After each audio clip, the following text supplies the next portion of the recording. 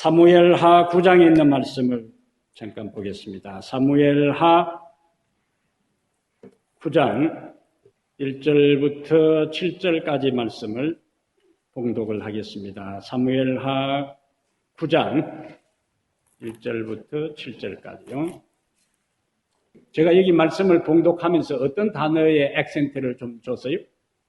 은총이라는 단어가 여기 9장 1절에서부터 7절까지 반복해서 나와요.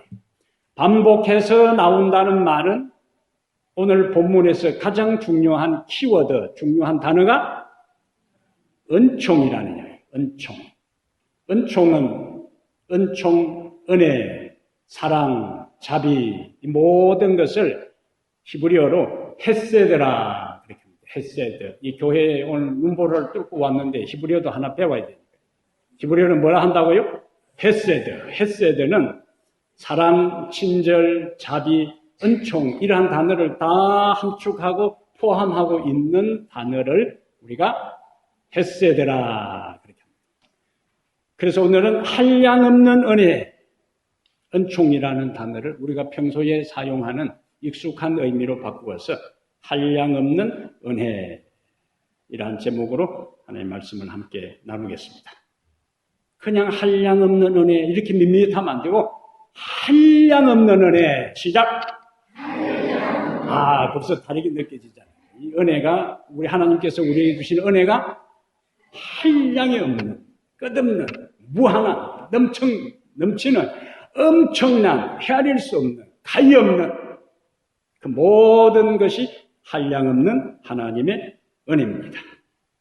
하나님의 은혜는 누구에게 임하는가? 한량없는 하나님의 은혜가 임하는 대상, 은총이 임하는 대상, 하나님의 한량없는 친절과 자비와 사랑이 넘치도록 후히 부어주시는 대상이 누구인가? 무가치하고 무기력한 사람입니다. 잘나고 멋지고 잘나간 사람들이 아니라 하나님의 한량없는 은혜는 누구에게요? 무가치하고 무기력한 사람에게 무엇이 임한다? 하나님의 한량없는 은혜가 임합니다. 오늘 그 하나님의 한량없는 은혜를 여러분 풍성하게 받고 돌아가시기를 바랍니다.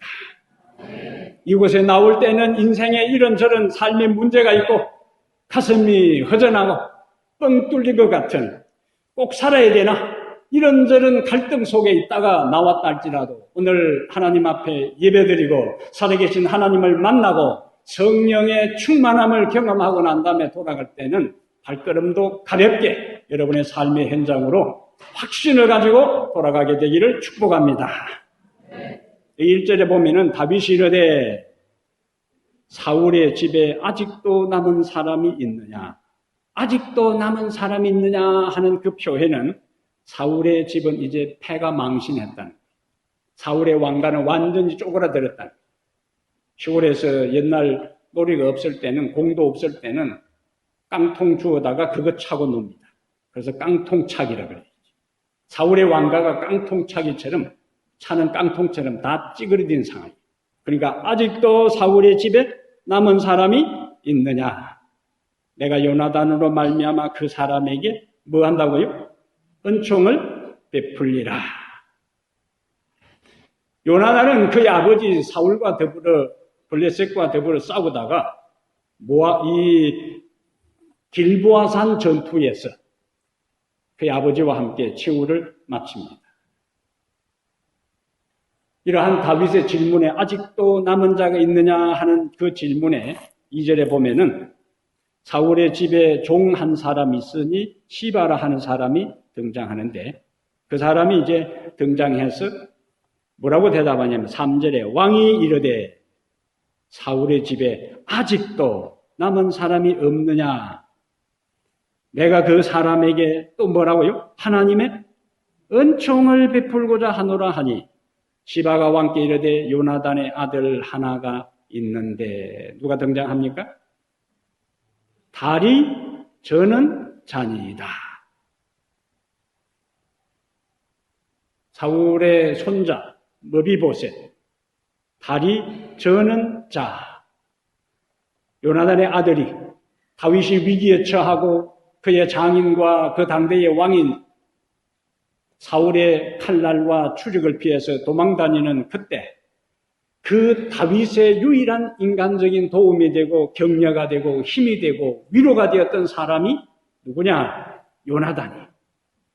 사람이 위기에 처하고 어려움 가운데 있을 때에 그 곁에 있어 주는 것만큼 중요한 것이 없습니다. 잘 나갈 때는 그 사람 곁에 사람들이 몰려들어요. 근데 그 사람이 정작 힘들 때에 그 곁에 있어 주는 사람이 진짜 그 사람을 아끼고 사랑하는 사람입니다.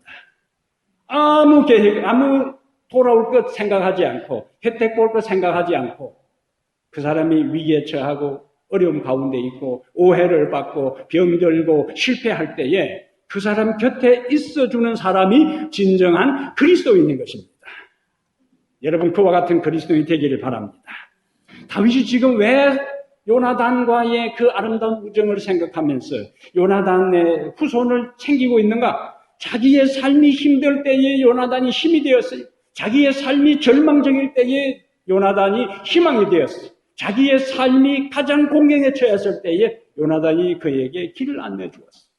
그래서 다윗은 그 은혜, 자기가 받은 그 은총, 하나님의 자비와 친절과 그 사랑을 이제는 나누어 주기 위해서, 다시 베풀기 위해서 사울 후손 가운데 남아있는 사람을 지금 찾는 것입니다. 머비보셋이 4장 4절의 머비보셋이 왜 여기 9장 3절에 있는 것처럼 다리 저는 자로 등장하는가? 사울왕과 이 요나단이 블레셋 싸움에서 길보아 산에서 다 자살로 또 이 적군에 의해서 살해당한 다음에 왕과 왕자가 살해당했다는 소식이 왕궁에 급히 전해졌을 때 완전히 왕궁 안은 공포의 도가니였던 거죠. 고대의 전쟁은 왕과 그 후계자들이 죽고 난 다음에는 마지막 이제 점령군들은 그 왕궁을 약탈합니다. 여인들을 능욕하고 그 다음에 왕궁을 불사르고 금은 보화를 이제 노락질하기 시작하는데 왕궁에 있는 사람들은 그 소식을 들었을 때에 이제 머지않아 블레셋의 점령군들이 왕궁에 들어오게 되면은 왕궁 안에 있는 사람들은 몰살당할 상황이니까 급히 그것도 일반 평민들뿐만 아니라 왕족일 경우에는 살해당하는 것은 100% 후환을 없애기 위해서. 그러니까 이 머비보셋이 4살 될 때에 어린 나이일 때에 그 부모가 이 아이를 안고 도망가다가 넘어져서 두 다리가 동시에 부러져서 하반신 마비가 된 것이 바로 이 머비보셋의 눈물 어린 과거 역사입니다. 그리고는 이제 자기 신체는 이제 하반신 장애, 그리고 자기 할아버지도 죽고 자기 아버지도 죽고 완전히 기울어져 가는 그와 같은 상태에 숨어 사는 겁니다. 자기 신분을 드러내지도 못하고 자기가 왕가를 이어갈 적통이라는 사실도 말하지도 못하고 사람들은 그를 잊었어. 새로운 왕족이 등장했습니다. 후손이 살아있다는 사실을 드러내지도 못하고 숨어 사는 이때 만약에 자신의 정체가 드러난다면 후환을 없애기 위해서 신흥 왕조는 전임 왕조의 모든 후손들을 몰살시키는 것이 고대 왕족의 전통이었습니다. 그 동네 로드암이라는 이 동네에 로드발이라는 동네에 숨어 살 때에 낯선 사람이 올 때마다 머비보셋은 어떤 느낌이 들었을까요? 오늘 혹시 내 정체가 드러나서 잡혀가는 것이 아닌가? 낯선 사람이 그 동네에 올 때마다 이 머비보셋은 항상 긴장하고 초조하고 불안한 가운데 자기의 삶, 자기의 정체, 자기의 신분을 드러내지도 못하고 하루하루 왕족의 특권도 누리지 못하고 살아갔던 눈물겨운 세월이 바로 머비보셋의 삶이었습니다. 로드발이라는 사절에 그가 어디 사느냐 하고 사절에 물으니까 왕이 그 종이 대답하기를 로드발, 히브리어의 로자가 앞에 붙으면 부정어예요. 그러면 로드발 하는 것은 풀이 없는, 초장이 없다 하는 뜻이. 그 지역은 황량한 곳입니다. 무비보셋이 사는 환경은 황량한 곳입니다. 그곳에서 빌부터 사는 겁니다. 로드발 암미알의 아들 마길의 집에 있나이다. 원래 신부는 뭐였는데요? 왕자였어. 그의 아버지 요나단이 왕이 되고 그 다음에 그의 아버지가 죽고 난 다음에는 이스라엘의 왕위를 계승할 왕자가 다른 사람 집에 빌부터 살는데 그 동네 이름이 초장이 없다 하는 정도로 황량한 곳입니다. 그것은 그가 사는 환경이 황량하고 그의 신분이 황량하고 그가 처해 있는 삶이 황량하고 그의 신체적인 상황이 황량하고 처량하게 하루하루 살아가는 그 삶이 바로 누구의 삶이었는가? 무비보셋의 삶이었다. 5절 6절에 보면은 다윗 왕이 사람을 보내어 로드발 암미엘의 아들 마길의 집에서 그를 데려오니 낯선 사람이 들어왔어요. 낯선 사람이 여기 사울의 손자 요나단의 아들 무비보셋이 이 동네에 산다고 하는데 그가 어디 있느냐? 건장한 낯선 사람들이 그 자기 집에 찾아왔을 때에 무비보셋은 얼마나 긴장했을까? 이제 드디어 내 인생의 최후가 닥쳤구나. 내가 그동안 염려했던 것, 내가 걱정했던 것, 내가 신경 썼던 일들이 오늘 비로소 내 인생에 일어났구나. 그 다음에 이제 다윗 왕 앞에 끌려갑니다. 아마 어쩌면 공포에 질렸을 것이고 사시나무 떨듯이 떨었을 것이고 예루살렘이 저 멀리 이제 보였을 때에 왕궁 가까이 그가 점점 그를 호송하는 사람이 갔을 때에 얼마나 힘들었을까. 그리고 다윗 왕에 섰을 때에 두려움과 긴장으로 그 장애자 이 하반신 마비 이 친구가 얼마나 힘들었을까.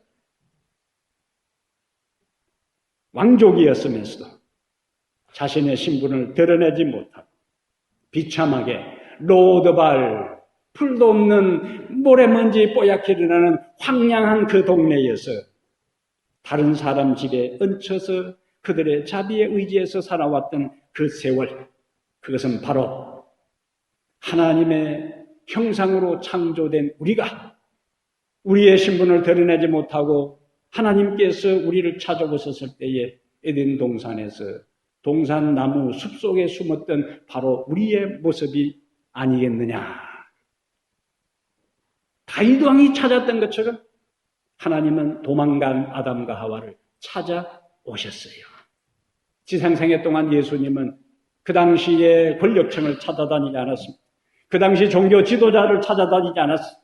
그 당시 부자들을 찾아다니지 않았습니다. 그 당시 로마의 총독을 찾아다니지 않았습니다. 예수님은 가장 가난한 자를 찾아다녔어요. 예수님은 가장 병든 자를 찾아다녔어요. 예수님은 가장 외로운 자를 찾아다녔어요. 예수님은 가장 눈물을 흘리는 자를 찾아다녔어요. 예수님은 소외된 자를 찾아다녔어요. 그들과 함께 있고 그들을 회복시키시고 그들을 치료하시고 그들을 용서하시고 버림받은 그 죄인들을 찾아서 하나님을 믿게 하시고 하나님의 자녀가 되게 하시고 하나님의 신분, 하나님의 자녀의 신분으로 회복시키셔서 그들의 상처받은 마음, 그들의 외로운 마음, 그들의 허전한 마음, 그들의 내면의 힘든 모든 상황들을 치료해 주시기 위해서 예수님은 이 세상에 오셨고 찾아오셨던 그분이 여러분의 인생에 찾아오셨고 저의 인생에 찾아오셨습니다.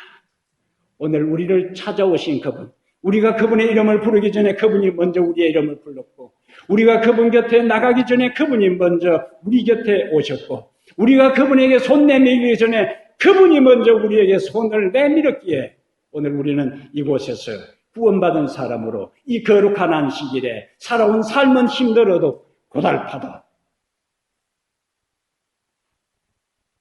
그분 앞에 그 자비 때문에 오늘 이곳에 우리는 그분을 찬양하고 기도하고 예배하고 경배하고 높이고 있는 것입니다.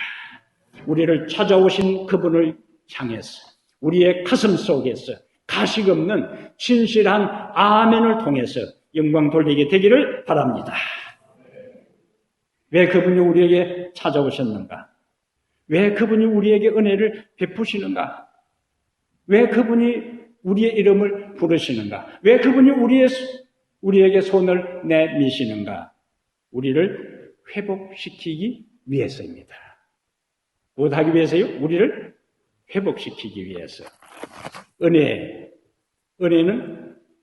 베푸는 거예요. 은혜는 베푸는 겁니다. 그래서 은혜는 베푸는 것이고, 되돌리는 것이고, 회복하는 것이고, 재생시키는 것이고, 살리는 것이고, 북돋아주는 것이고, 모든 것을 뭐라고요? 은혜라 그렇게 합니다. 그래서 여기 1절에 보니까 그 사람에게 은총을 그 다음에 읽으셔야지. 박자가 맞아야지. 자, 9장 1절 그 사람에게 은총을 베풀리라. 그 다음에 9장 3절에도 은총을 베풀고자 9장 7절에도 은총을 베풀리라. 9장 7절에 다시 뭐냐면 도로 돌려 주겠고 이 모든 것은 뭐냐? 돌려주는 거예요. 회복입니다. 하나님께서 우리를 찾아오시는 것, 하나님께서 우리의 이름을 부르시는 것, 하나님께서 우리에게 손 내미는 것, 하나님께서 그의 아들을 우리에게 파견한 것, 이 세상에 보내신 것, 그 모든 궁극적인 목적은 뭐냐? 우리를 뭐 하시기 위해서? 회복시키기 위해서 이 세상에 그분이 그의 아들을 보내셨어요. 하나님과의 아름다운 사랑을 회복시키고 인간과 인간 사이의 망가진 관계를 회복시키시고 우리의 상처받은 심령을 회복시키시고 우리의 병든 몸을 회복시키시고 우리의 미래의 좌절된 꿈을 회복시키기 위해서 그분은 이 세상에 오셨어요. 무엇 때문에 오셨다고요? 우리를 회복시키기 위해서. 다윗이 왜 무비보셋을 찾았는가? 무비보셋을 회복시키기 위해서. 망가진 몸, 망가진 환경, 황폐해진 상황, 떨고 있는 무비보셋을 향해서 다윗은 이야기합니다. 9장 7절에 내가 네게 은총을 베풀리라. 내가 네 할아버지 사울의 모든 밭을 다 네게 도로 주겠고 9장 7절 첫 번째에 다윗이 뭐라고 하냐면은 다윗이 그 얘기를 해요. 9장 7절에 무서워하지 말라. 다윗이 첫 번째 던진 것은 무비보셋에게 첫 번째 한 말은 무슨 말을 했어요? 무서워하지 말라.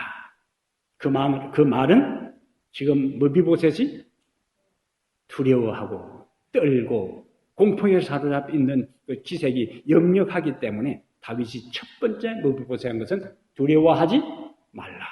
떨지 말라. 경상도 말로 쫄지 말라. 쫄지 말라 알아들어요. 다 여기 대도시에 사니까 잘 못 알아듣는데 경상도 하동말로 두려워하지 말라, 겁내지 말라, 무서워하지 말라. 그걸 뭐라 하냐? 야, 쫄지 마. 그렇게 합니다. 다윗이 무비보셋에게 뭐라고 한 거예요? 경상도 말로 쫄지 마. 두려워하지 말라. 겁내지 말라. 무서워하지 말라. 왜? 무서워하고 있으니까.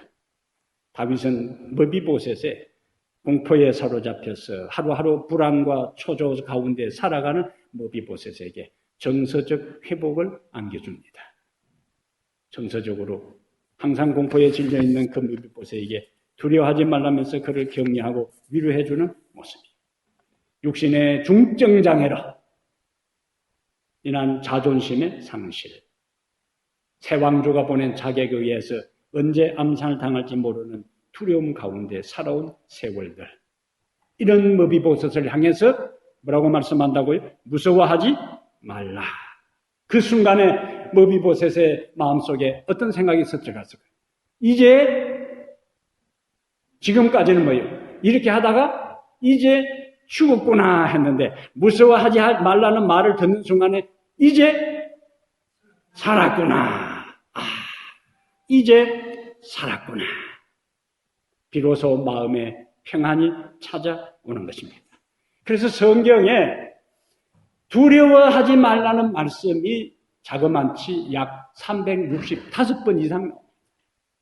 그만큼 인간은 두려워하는 존재라. 염려하고 근심하고 걱정하고 살아가는 존재이기 때문에 하나님께서 두려워하지 말라. 1년 365일 두려움과 염려 속에 살아가는 우리에게 1년 365일 매일매일 두려워하지 말라고 두려워하지 말라. 두려워하지 말라. 두려워 말라. 내가 너와 함께 함이니라. 놀라지 말라. 나는 네 하나님이 됨이니라.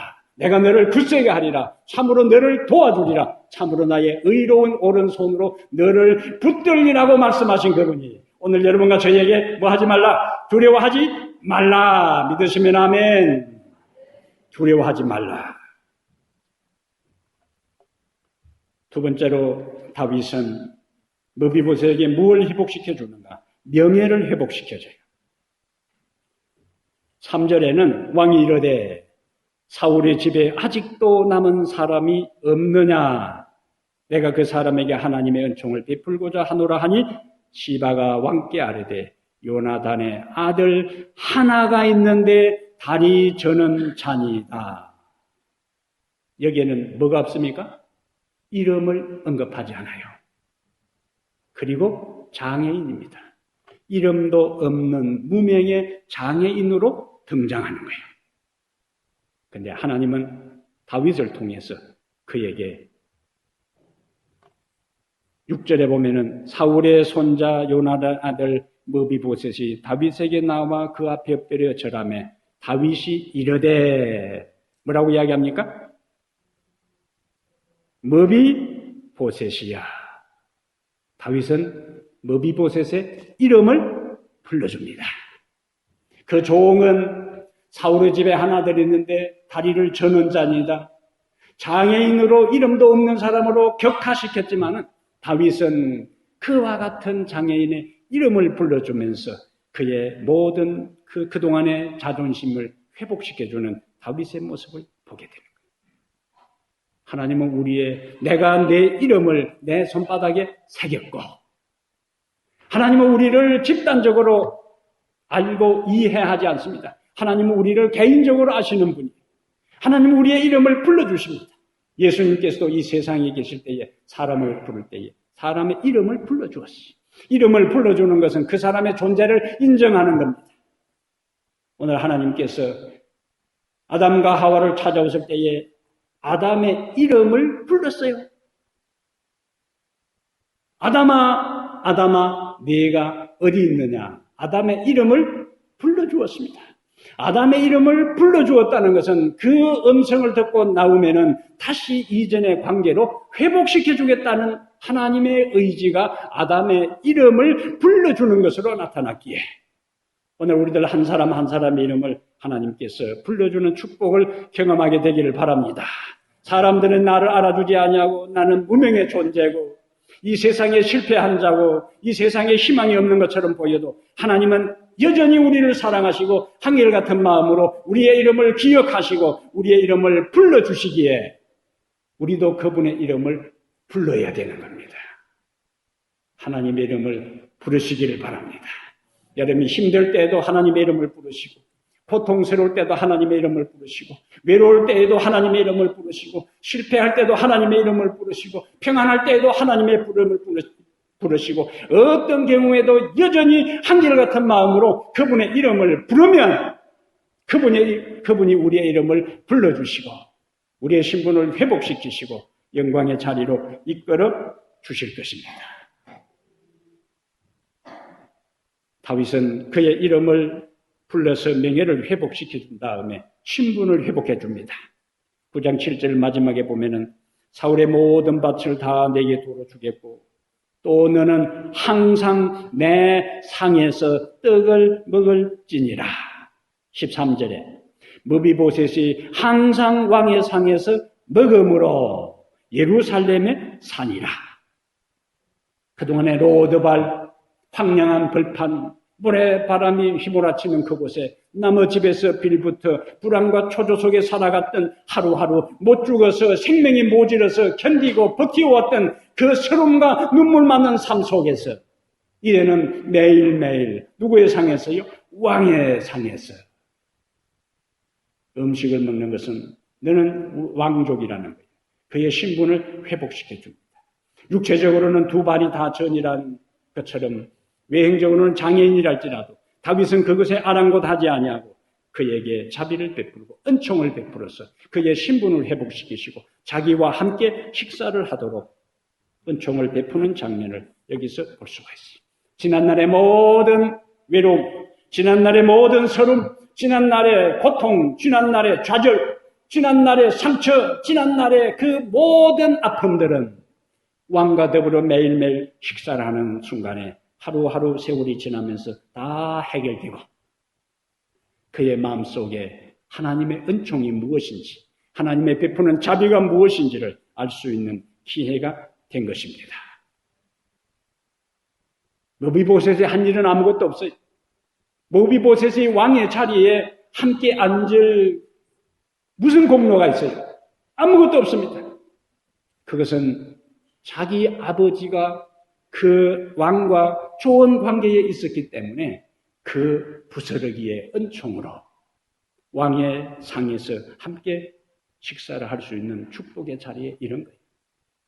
우리가 구원받은 것, 우리가 하나님의 자녀가 된 것, 우리가 여기에 보면 예루살렘의 산이라 하는 것처럼 로드발 황량한 곳에 살던 그가 이제는 예루살렘에 살면서 로드발 그 집에 살면서 다른 사람 먹던 음식 얻어먹던 그 신세에서 이제는 왕의 자리에 앉게 있는 그 모든 것은 전적인 다윗의 은총인 것처럼 우리의 구원과 우리의 모든 하늘에서 누릴 것, 이 땅에서 하나님의 자녀로 살아가는 모든 것도 다 전적으로 무엇이냐고요? 한량없는 하나님의 은혜. 전적으로 한량없는 하나님의 은혜예요. 예루살렘 평강의 도시입니다. 두려워 말라 말한 그 다윗이 그 머비보셋을 예루살렘에 살게 했던 것처럼 이 땅에 살아가는 우리를 향해서 하나님께서 반복해서 두려워 말라고 말씀하신 그분이 우리를 궁극적으로 하늘 예루살렘에 더 이상 눈물이 없는, 더 이상 고통이 없는, 실패가 없는, 상처가 없는, 질병이 없는 곳으로 우리를 인도해서 그곳에 화목의 삶을 살도록 축복해 주실 것입니다.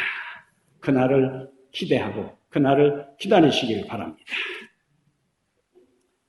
세 번째, 그러면 이렇게 은혜를 경험한 사람은 어떻게 해야 하는가? 은총을 베푸는 삶을 살아야 된다. 하나님의 은혜를 경험한 사람은 어떻게 살아야 된다고요? 이제는 은총을, 은혜를, 자비를 뭐 하는 사람? 베푸는 삶을 살아야 돼. 세상의 모든 것은 돌고 돕니다. 세상의 모든 삶은 돌고 돌아요. 내가 다른 사람에게 베푼 자비와 사랑도 그대로 돌아서 오고 다른 사람을 아프게 하고 상처 준 것도 언젠가는 나에게 돌아옵니다. 긍정적인 것도 돌아오고 부정적인 것도 돌아와요. 그렇다면 우리는 나에게 돌아올 것이 뭐가 되게 해야 되는가? 은총이 되게 하려면 그 은총과 자비를 다른 사람에게 뭐 해야 된다고요? 베풀어야 된다. 로드발에 살고 있을 때에 머비보셋은 얼마나 긴 세월 동안 육신적인 장애와 정신적인 상처를 안고 살아왔겠어요. 부정적인 자아상을 갖고 있는 게 단적으로 8절에 보면은 사무엘하 9장 8절에 다윗은 머비보셋의 이름을 불러주고 그 모든 사울의 소유를 너에게 돌려주고 너는 항상 내 상에서 떡을 먹을지니라는 다윗이 분명히 약속을 하는데 8절에 그가 절하여 이르되 이 종이 무엇이기에 그 다음에요 왕께서 그 다음에 뭐라고 합니까? 죽은 개 같은 나를 돌아보시나이까. 이것이 머비보셋의 자아상입니다. 머비보셋의 자신을 이해하는 것, 머비보셋의 자신을 받아들이는 것은 무엇에 불과하다고요? 개도 일반 살아있는 개가 아니고 죽은 개요. 머비보셋을 자신이 얼마나 무가치하게 하찮은 존재로 보잘것없는 존재로 여기는가 하는 것이 여기에 단적으로 나타납니다. 자아상이라는 것은 자신을 자기가 어떤 관점에서 바라보는가 하는 거예요. 인생은 원래 창세기 1장 26절에 하나님의 형상, 하나님의 모양대로 창조된 존귀한 자입니다. 소중한 자예요. 근데 우리가 범죄하고 난 다음에 실패하고 상처를 받고 어려움을 경험하면서 우리들 스스로 자신을 죽은 개와 같이 하찮고 별 볼 일 없는 사람으로 여기는 부정적 자아상에 얽매여 사로잡혀 살아가는 우리들이에요. 내가 어떤 자아상을 가지고 있느냐에 따라서 다른 사람과의 관계 형성이 형성됩니다. 관계가 형성돼요.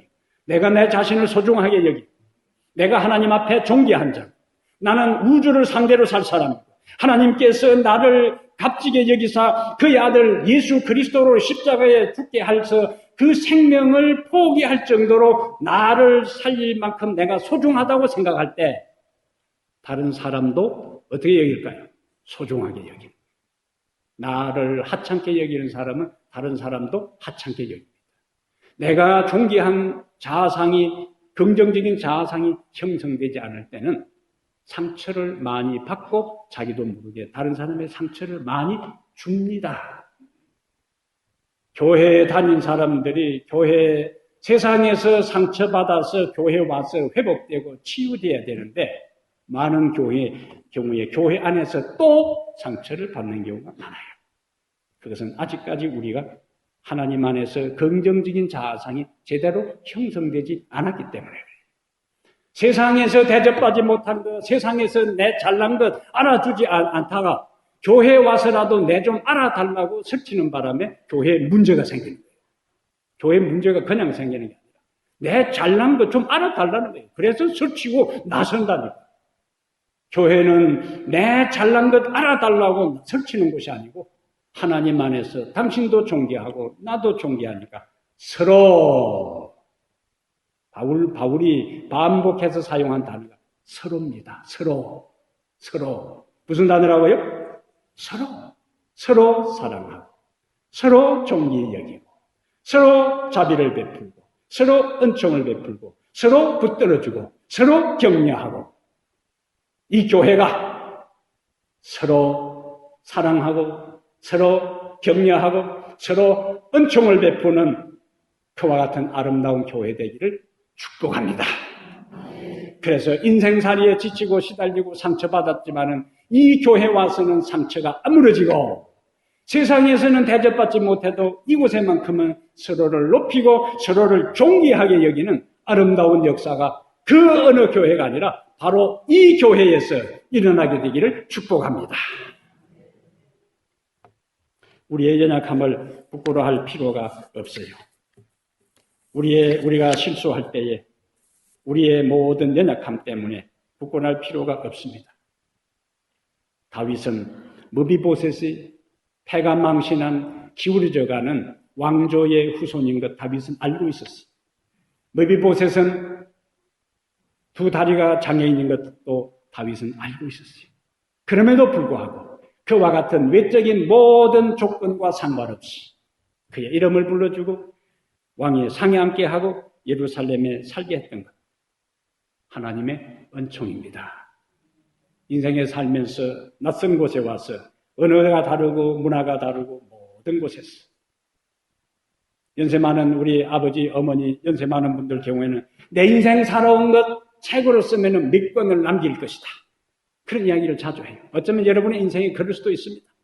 옛날 여기 처음 이민 올 때에 달러 밀반출하지 못하도록 할 때 100달러, 200달러 들고 가지고 온 상에서 밑바닥에서 시작해서 오늘 여기에 이르기까지 여러분의 삶이 힘든 인생을 살아왔는데 오늘 여기까지 이끄신 하나님의 자비에 대해 이전에 나의 삶이 어땠든지 간에 오늘 여기에 오늘 이 안식일에 하나님 앞에 살아있으면서 그분의 은총과 그분의 자비와 그분의 동정과 그분의 사랑에 대해 듣고 다시 한번 가슴 속에 느끼게 된 그 하나만이라도 오늘 마음껏 소리쳐 아멘으로 영광을 돌리게 되기를 바랍니다. 아멘.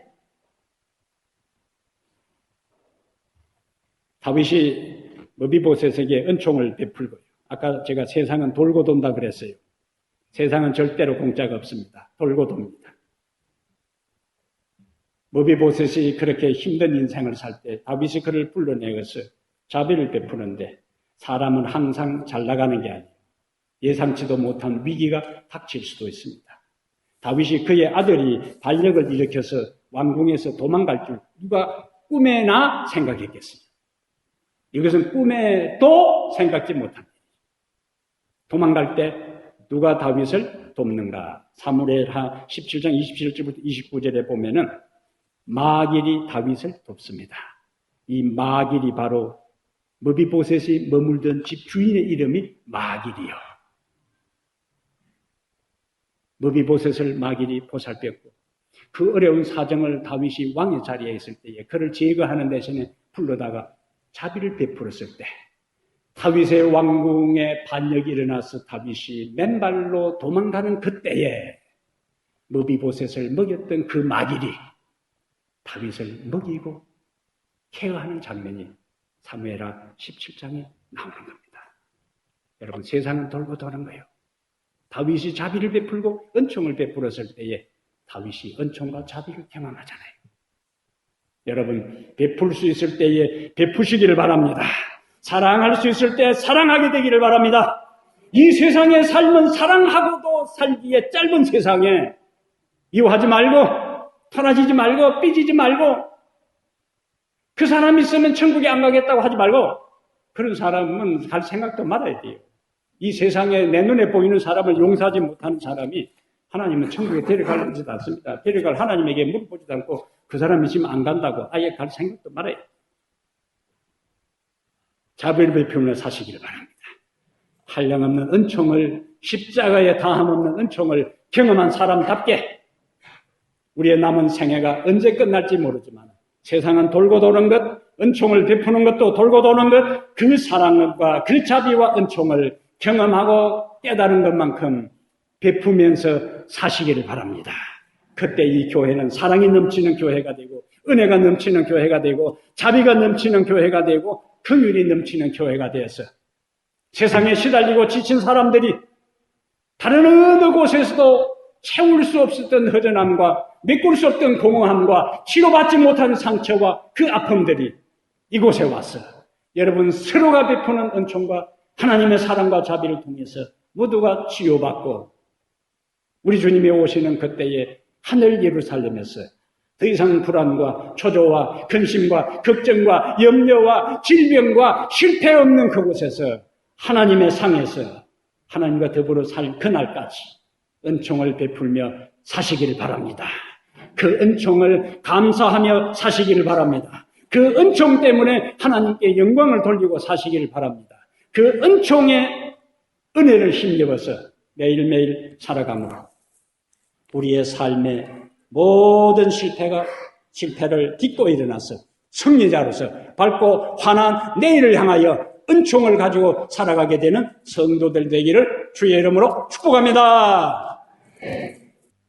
이제는 우리 주 예수 그리스도의 은혜와 하나님 아버지의 무한하신 사랑과 성령의 감화감동 매주 충만한 역사가 이제는 머릿속에 하나님 은총을 경험하고 받은 은총을 나누기로 결심한 이 모든 성도들 머리 위에 이제부터 영원토록 함께 있을지어다. 아멘.